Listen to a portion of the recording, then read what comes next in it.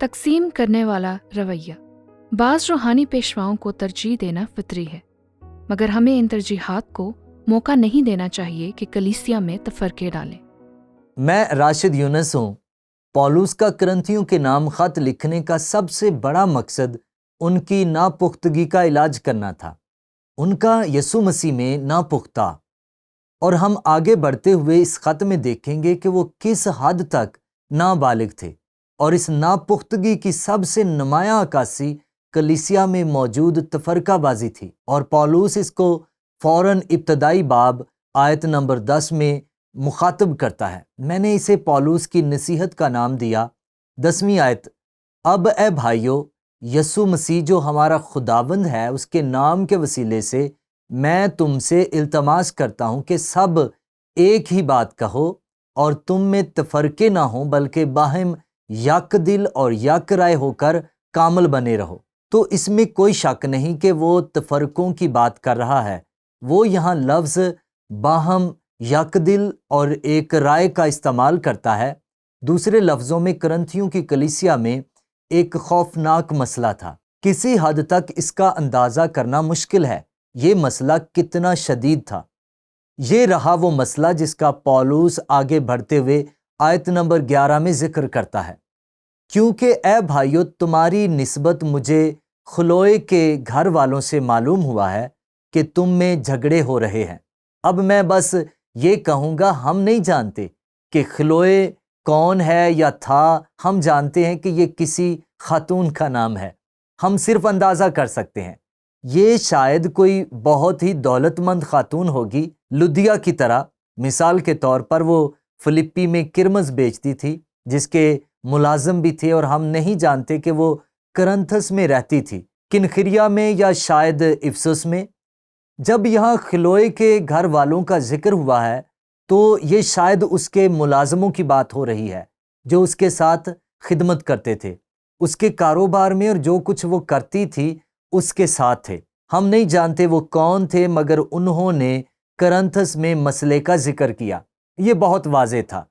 Police آگے یہ کہتا ہے، میرا یہ مطلب ہے، اور یہ اس نے خلوئے کے گھر والوں سے سنا، کہ تم میں سے کوئی تو اپنے آپ کو پولس کا کہتا ہے، اور وہ اس کی وجہ سے ایک دوسرے کے مخالف تھے، اور کوئی اپلوس کا۔ اپلوس کرنتھس پولس کے ساتھ آیا تھا اور وہیں رہا تاکہ کلیسیا تعمیر کی جا سکے۔ وہ بہترین تقریر کرنے والا اور استاد تھا۔ یا کوئی کیفا کا۔ ان میں سے کچھ لوگ پطرس رسول سے واقف تھے۔ یہ شاید یروشلم میں ہوا ہو۔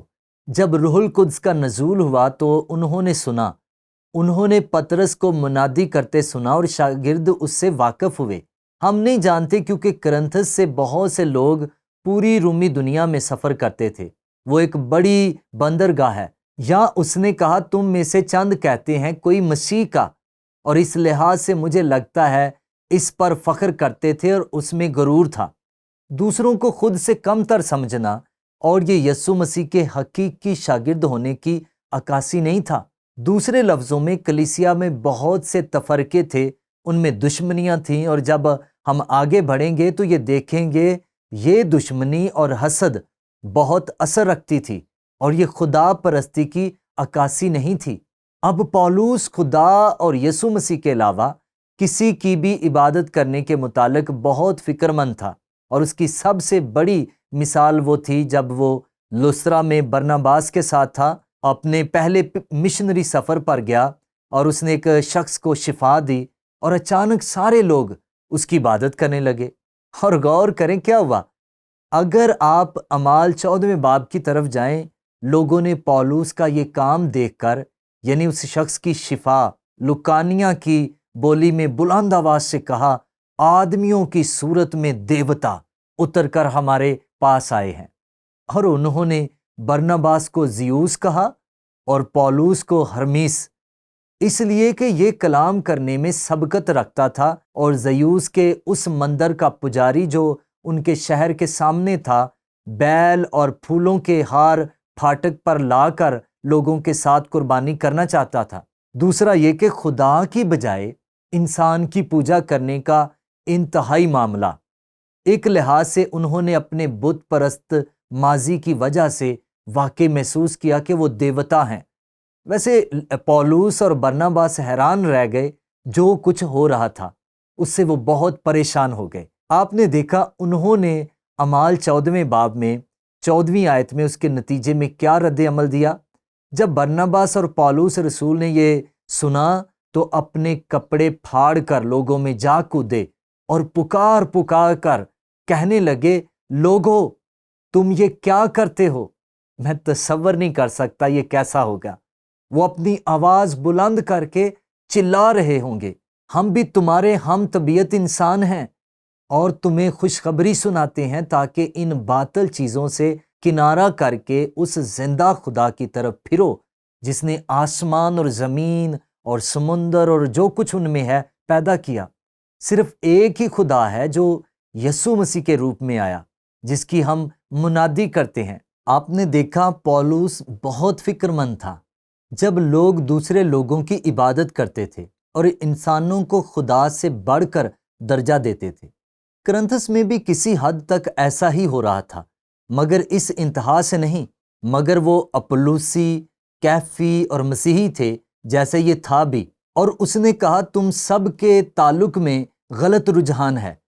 تو یہاں پولوس کی ذاتی مثال، تجربہ اور کرنتھس میں اس مسئلے سے نمٹنا بھی ہے۔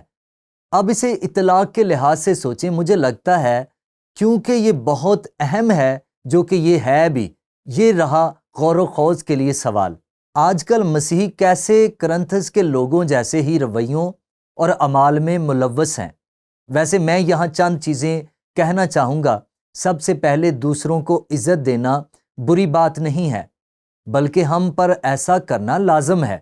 ہمیں ایک دوسرے کی عزت کرنی ہے، مگر ہمیں دوسروں کا احترام خدا سے کبھی بھی بڑھ کر نہیں کرنا، اور ہمیں اسے موقع نہیں دینا کہ کلیسیا میں تفرقے پیدا کریں، کیونکہ ہم کہتے ہیں میں اس کا احترام کرتا ہوں، اور کوئی دوسرا کہے گا اور ہم غلط شخص کی پیروی کرتے ہیں، میں اس شخص کی پیروی کرتا ہوں۔ کیوں؟ کیونکہ انہوں نے اپنی نظریں یسوع مسیح سے ہٹا لی ہوتی ہیں، اور میرا خیال ہے اس سوال کے جواب کی کلید توازن ہے۔ توازن کا تصور مسیحی زندگی کے بہت سے پہلوؤں میں درست ہے۔ ہم انتہا کی طرف جا سکتے ہیں، مگر ہم ایسی انتہا کی طرف جا سکتے ہیں جہاں ہم رہنماؤں کی عزت اور احترام نہیں کریں گے، یا ہم ایسی انتہا کی طرف بڑھ جاتے ہیں جہاں ہم ایک دوسرے کا بھی احترام نہیں کرتے، اور اس کی دوسری انتہا یہ ہے کہ ہم عملی طور پر دوسروں کو خدا سے پہلے رکھنے لگتے ہیں، اور اس طرح نہیں جیسے کرنتھس میں اس بت پرستی کے ساتھ ہوا، مگر حقیقت میں یہ لاگو ہوتا ہے۔ مجھے لگتا ہے کہ ہمیں بہت محتاط رہنے کی ضرورت ہے کہ ہم یہ توازن برقرار رکھیں، اور یقینی طور پر ہمیں اپنے اعمال اور طرز عمل کو اختلاف کا باعث نہیں بننے دینا چاہیے، کیونکہ یہ کرنتھس کی کلیسیا میں ہو رہا تھا۔ جی، ہم اپنی ترجیحات رکھ سکتے ہیں، ہم سب کی ان لوگوں میں ترجیحات ہوتی ہیں جو ہمیں کلام سناتے ہیں اور ہماری رہنمائی کرتے ہیں، مگر ہمیں یگانگت کو قائم رکھنا ہے اور اس کو موقع نہیں دینا کہ ہم میں تفرقے پیدا کرے۔ میں ایک اور بات کہنا چاہوں گا، یہ مجھ جیسے لوگوں پر بھی لاگو ہوتا ہے۔ ایک روحانی رہنما کے لیے نامناسب عبادت کا حصول آسان ہوتا ہے۔ ایسے مسیحی جو یہ جانتے ہیں، رہنما جو ہیرا پھیری کرتے ہیں، قابو کرتے ہیں اور کوشش کرتے ہیں لوگ ان سے ایسا رویہ رکھیں جیسا گویا وہ خدا کی نظر میں خاص ہیں۔ اور پولوس سادہ لفظوں میں بس یہ کہہ رہا ہے کہ ہم سب وہ لوگ ہیں جو خدا کی عبادت کرتے ہیں، خواہ ہم رہنما ہوں یا یسوع مسیح کے بدن کے ارکان۔ مسیح کا ہماری زندگی میں ہمیشہ پہلا درجہ ہونا چاہیے۔